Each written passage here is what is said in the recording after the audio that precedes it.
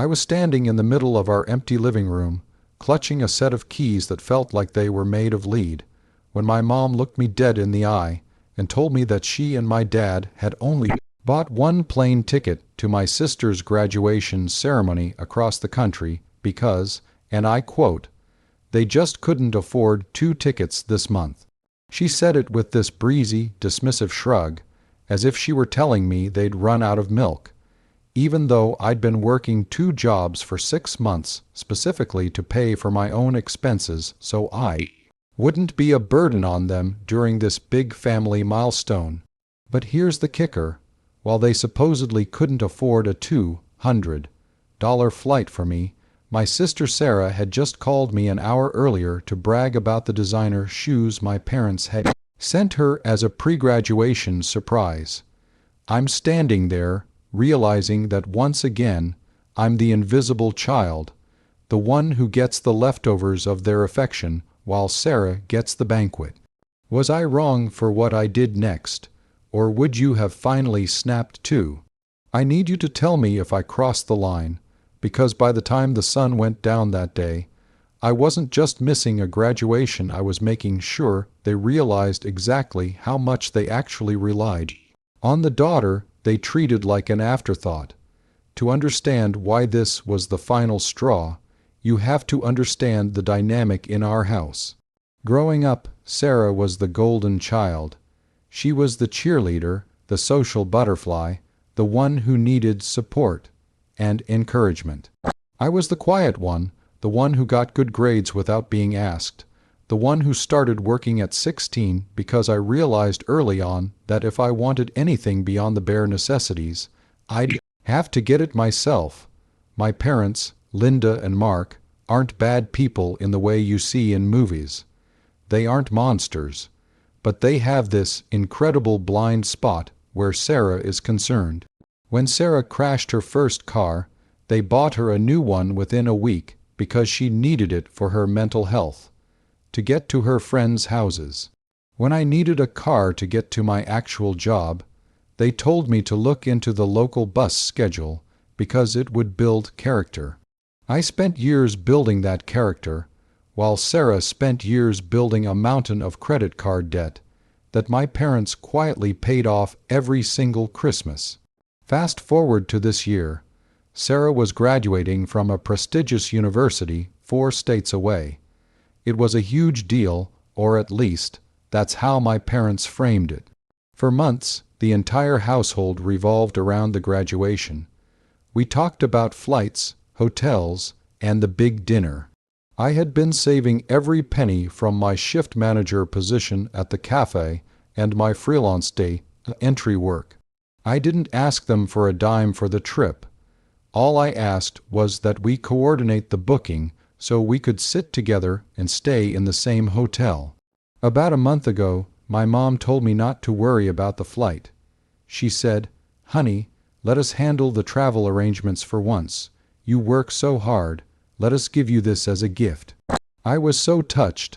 I actually cried. I thought, finally, they see me.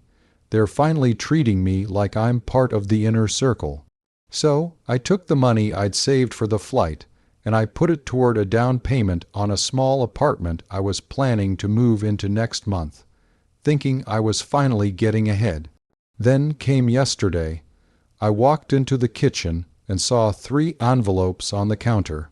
One was my mom's boarding pass, one was my dad's, and the third was a printout for a luxury hotel suite in the city where Sarah lives.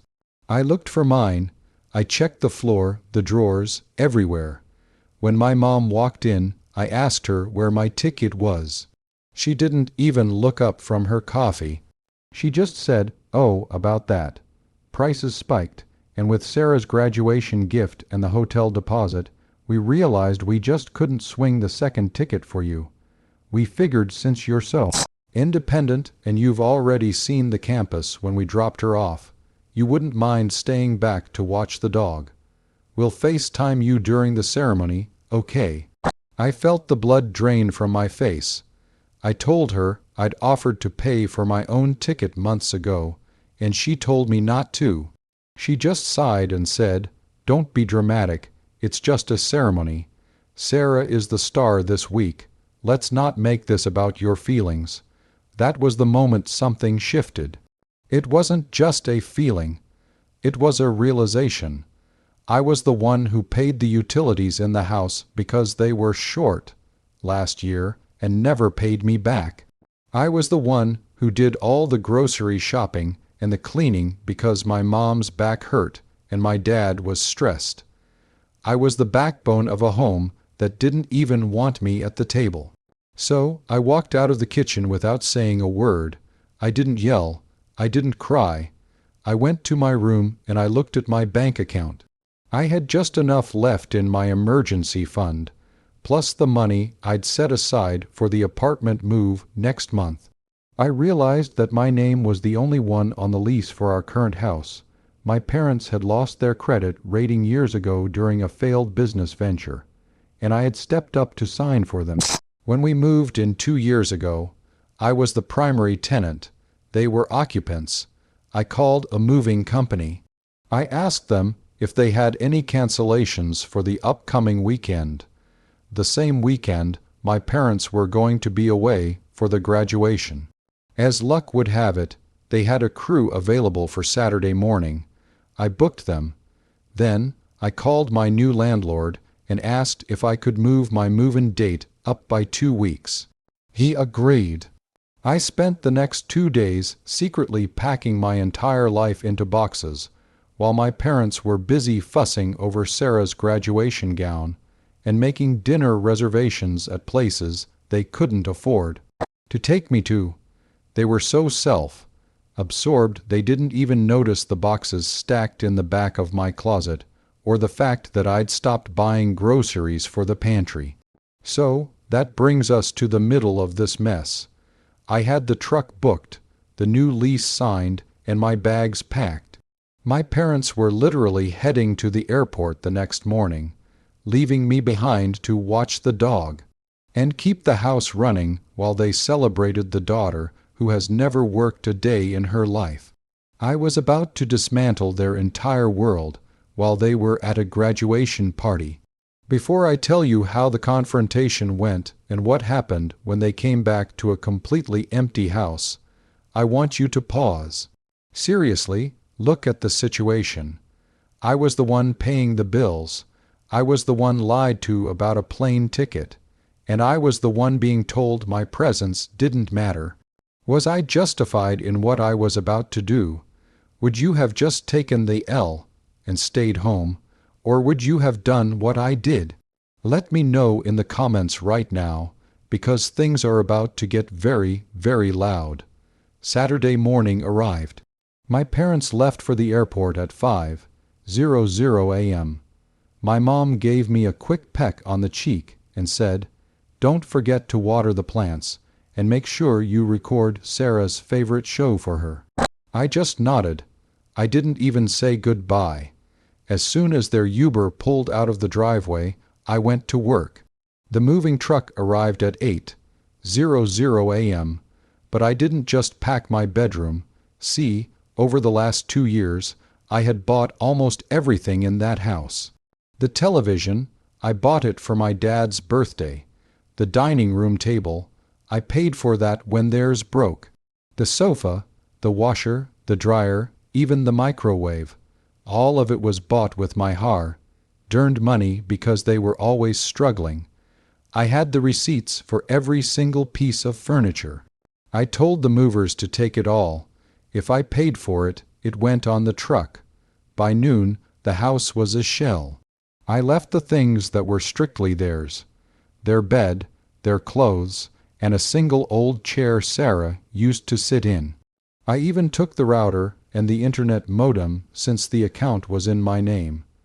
I left the dog with my aunt, who lived 10 minutes away and actually liked me, telling her I had a work emergency. Then I went to the property management office. I handed over my notice of termination. Since I was the only one on the lease and I was month to month, I told them I was vacating immediately. I paid the cleaning fee and handed over the keys. I spent the next 3 days in my new apartment, blissfully silent. My phone was off. I didn't want to see the graduation photos. I didn't want to see the "we miss you" texts that I knew were actually "we miss your labor" texts. I turned my phone on Tuesday morning, which was the day they were scheduled to fly back. The first text was from my mom. Landed. We're so tired.